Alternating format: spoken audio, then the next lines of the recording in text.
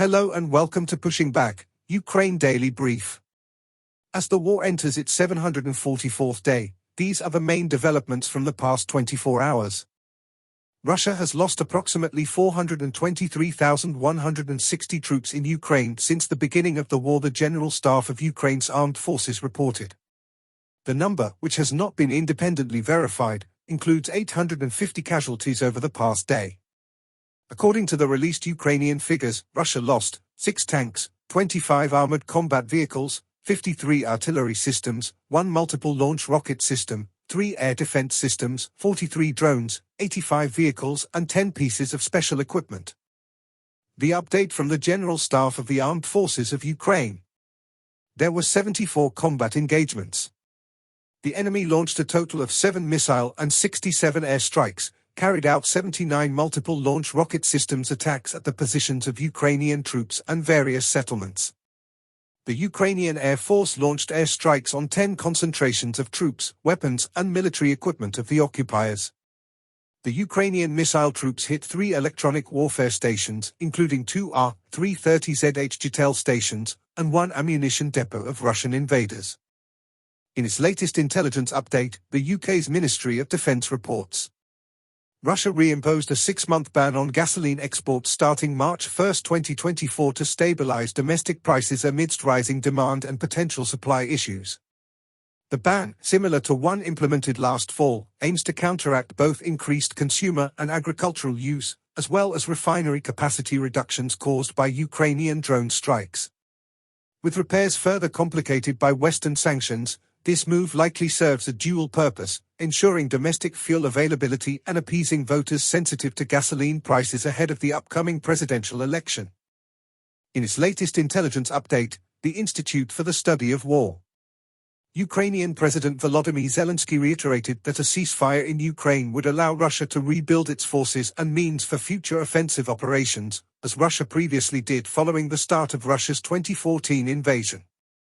Some Russian forces may have improved their tactical capabilities and leveraged limited tactical surprise during the final weeks of the Russian effort to seize Avdiivka, suggesting that select elements of the Russian military may have internalized tactical adaptations from conducting offensive operations in Ukraine.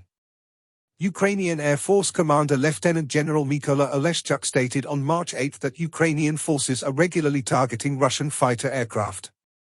Ukraine's European partners continue efforts to send additional aid and material to Ukraine. The International Atomic Energy Agency Board of Governors approved a resolution calling for Russia's withdrawal from the Zaporizhzhia nuclear power plant, undermining Russian efforts to use the International Atomic Energy Agency and other international organizations to legitimize its occupation of the plant. Ukrainian efforts to encourage women to serve in the Ukrainian armed forces continues, allowing Ukraine to tap into a wider mobilization base for its war effort. Russian information space actors are intensifying their focus on covering recent events surrounding the governor of the pro-Russian Moldovan Autonomous Region Gagauzia, Yevgeny Gutsel, and are amplifying Kremlin narratives aimed at destabilizing Moldova to a wider audience. A recent Russian state-run poll suggests that the Kremlin aims for Russian President Vladimir Putin's predetermined support level to be around 80% in the upcoming March 17 presidential election, in an effort to portray Putin as legitimately popular and use the March election to legitimize Putin's next term. BBC Russian service and Russian opposition outlet Media Zona published a joint report on March 8 that at least 46,678 Russian soldiers have died in Ukraine since the start of the full-scale invasion in February 2022, including at least 1,555 confirmed killed in the past 2 weeks. Russian forces recently made confirmed advances near Avdiivka. Zelenskyy gave a press conference with Turkish President Erdogan. It is expected that during the visit the ongoing war between Ukraine and Russia, the grain corridor agreement, the latest situation and the search for permanent peace in the region will be discussed in detail.